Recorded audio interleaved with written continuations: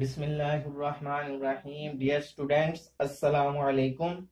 I am Hafiz Muhammad Khalid from the Doctors Public Higher Secondary School, Rahim Yathan. Today is Monday and date is 6 July 2020.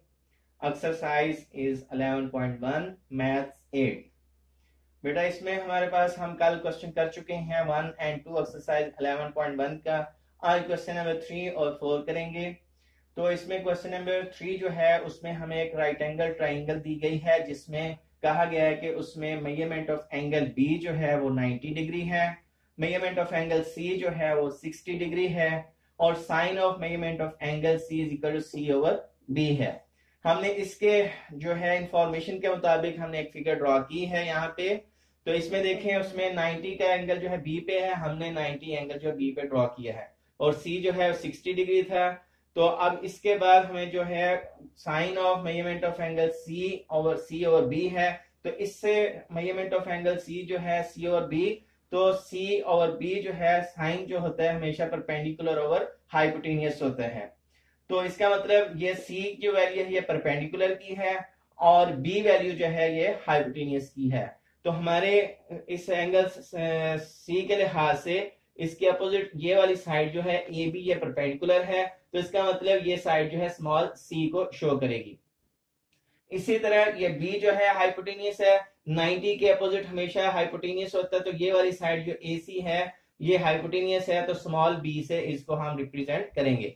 अब रह गया कि इसमें जो base है B C उसकी वैल्यू हमारे पास गिवन नहीं। अगर वो वैल्यू भी हमारे पास पता होता है कि कौन सी है, तो फिर हम जो है जो दी गई रेशियोज है उनकी वैल्यू फाइंड आउट कर लेते। तो सबसे पहले हमें जो है बेस फाइंड आउट करना है कि बेस किसके इक्वल है, फिर उसके बाद वो रेशियोज जो है हम जो दी गई हैं वो निकालेंगे उनकी वैल्यू। तो अब देखें हमारे पास परपेंडिकुलर है A B is equal to C, hypotenuse इसी के लिहाज से ए सी हमारे फिगर में है और वो है बी। तो अब हमने जो है बी सी की वैल्यू फाइंड आउट करना है। और आपको पता है कि राइट एंगल ट्राइंगल में दो साइड्स गिवन हो और थर्ड फाइंड आउट करनी हो तो हम पाइथागोरस थ्योरम जो है वो यूज करते हैं। तो वी नो दैट ये पाइथागोरस थ्योरम हमने यूज किया है, जिसमें हाइपोटेनियस का स्क्वायर एक तरफ इक्वल टू बेस का स्क्वायर प्लस परपेंडिकुलर का स्क्वायर होता है। ये है हमारे पास पाइथागोरस थ्योरम। ये पहले भी हम जो है 9 यूनिट पे भी यूज कर चुके हैं पाइथागोरस थ्योरम। तो आज फिर हम इसकी वैल्यू जो है ये कब यूज करना होता है, जब राइट एंगल ट्राइंगल में टू साइड्स गिवन हो और थर्ड साइड फाइंड आउट करनी हो, तो फिर जो है पाइथागोरस थ्योरम यूज किया जाता है। इसमें हमेशा हाइपोटेन्यूस को एक तरफ रखना है, बाकी बेस और परपेंडिकुलर का स्क्वायर का सम एक तरफ रखना है। तो हमारे पास हाइपोटेन्यूस बी है तो बी का स्क्वायर हो गया, और बेस हमारे पास जो कि अभी गिवन नहीं है इसलिए वहां पे हमने बी सी का स्क्वायर लिखा, और परपेंडिकुलर हमारे पास गिवन है सी स्क्वायर, तो वहां पे आ गई। अब चूंकि बीसी फाइंड आउट करना है, यहाँ पे ये प्लस फॉर्म में इस साइड पे लेकर आएंगे तो ये माइनस में आ जाएगा। तो B square minus C square is equal to B C का स्क्वायर, दोनों साइड्स पे जो है हम स्क्वायर रूट लेंगे, तो बी सी का स्क्वायर रूट और इस तरह B square minus C square का स्क्वायर रूट। यहाँ से जो है बी सी का स्क्वायर से स्क्वायर रूट कैंसिल हो जाएगा, तो हमारे पास बी सी की वैल्यू आ जाएगी B square minus C square का स्क्वायर रूट। तो ये वैल्यू बन गई हमारे पास बेस की कि B square minus C square root. अब जो है हम जब हमारे पास तीनों साइड्स कंप्लीट हो चुकी हैं, तो अब हम जो है वो जो फाइंड आउट करनी है मेजरमेंट्स हमने साइड्स की, उसके रेशियोज जो है ट्रिग्नोमेट्रिक वो निकालते हैं। अब हमारे पास ये रेशियो जो हमने फाइंड आउट करनी थी, पहली है measurement of BC over A B. तो अब देखें बीसी हमारी साइड है बेस कहलाएगी, जब तक एंगल हम 60 यूज करेंगे तब तक ये जो नीचे वाली साइड बेस रहेगी और इसके अपोजिट ये साइड जो है परपेंडिकुलर रहेगी। तो अब BC जो है हमारे पास है B square minus C square under root, और AB की वैल्यू है हमारे पास जो है C। तो ये आ गया B square minus C square over C। तो ये पार्ट खत्म। अब नेक्स्ट है cos 60। तो cos 60 होता है बेस और हाइपोटेन्यूस, तो हमारे पास बेस देख ले हैं B square minus C square under root, और हाइपोटेन्यूस की वैल्यू है B। तो यहाँ पे आ गया B square minus C square under root over B। 10 जो है 60 परपेंडिकुलर और बेस होता है, तो परपेंडिकुलर हमारे पास C है और बेस हमारे पास B square minus C square under root over, तो आ जाएगा हमारे पास C over B square minus C square under root.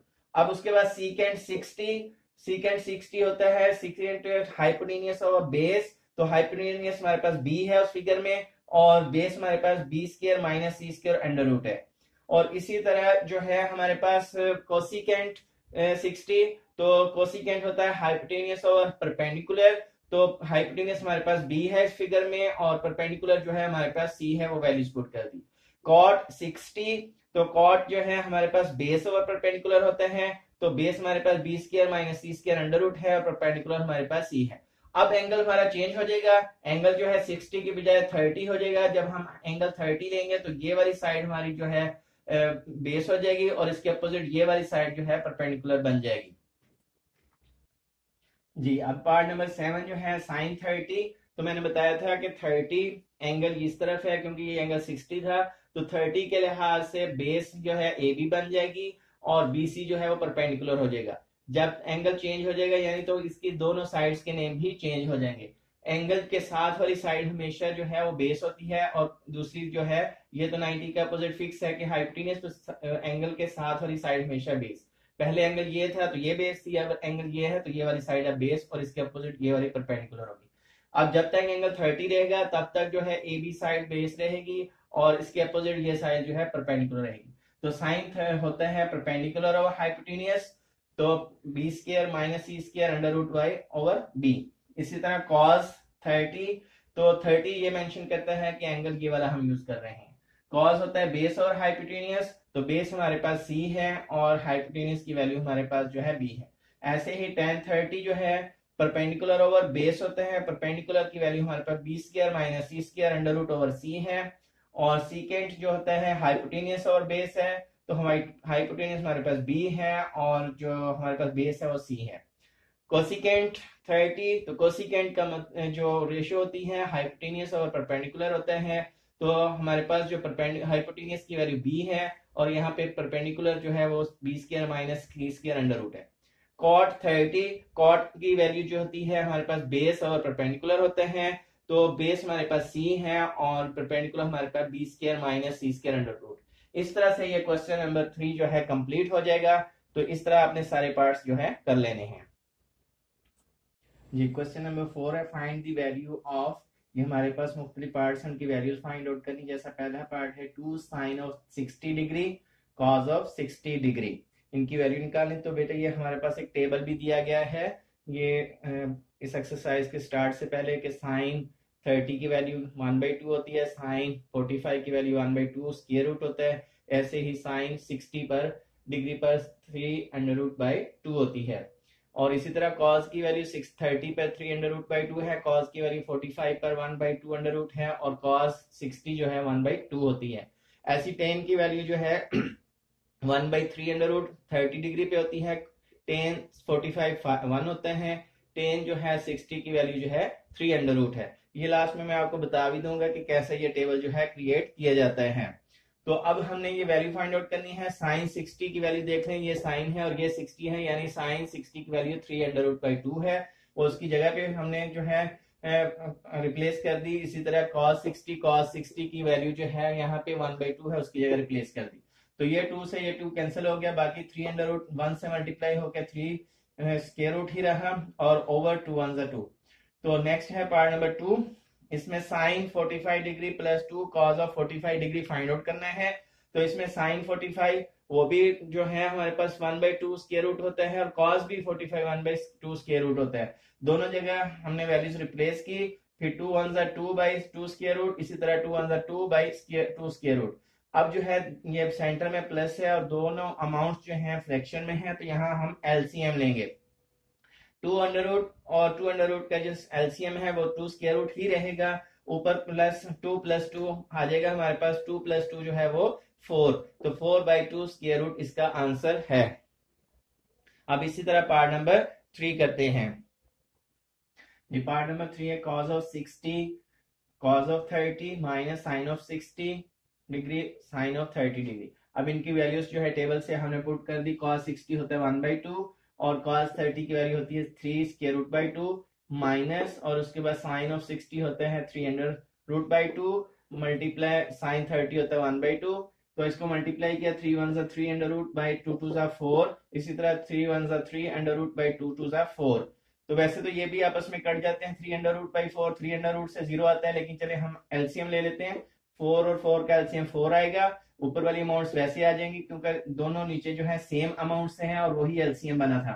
तो 3 माइनस 3, इसमें से 3 में से माइनस 3 क्या 0 आ गया, 0/4, 0 कोई भी नंबर हो तो 0 हो जाता है। तो इस तरह इसका आंसर हमारे पास आ गया 0। अब इसका आखिरी पार्ट हम करते हैं जी। हमारे पास लास्ट पार्ट था cos of 60 cos of 30 plus sin of 60 sin of 30। अभी हमने पहले भी पार्ट नंबर 3 किया, बिल्कुल यही था, सिर्फ प्लस और माइनस का यहाँ पे डिफरेंस है। वैल्यूज पुट कर दी हमने, cos 60 की 1/2, cos 30 की 3√2, इसी तरह प्लस और sin of 60 की 3√2 मल्टीप्लाई sin of 30 की 1/2। तो ये मल्टीप्लाई किया हमने 3 को 1 से, वो 3√1 3 ही रहा, 2 × 2 4 हो गया। इसी तरह नेक्स्ट भी 3 जब 1 से मल्टीप्लाई होगा तो 3 स्क्वायर रूट ही रहेगा, 2 2 4। तो अब फिर एलसीएम 4 लिया है तो नीचे भी दोनों डिनोमिनेटर्स एज 4 हैं, तो फिर ऊपर वाली अमाउंट्स ऐसी आ जाएंगी। अब ये 3 प्लस और ये वाला जो है 1 + 1 2 हो जाएगा, 2 स्क्वायर रूट 3।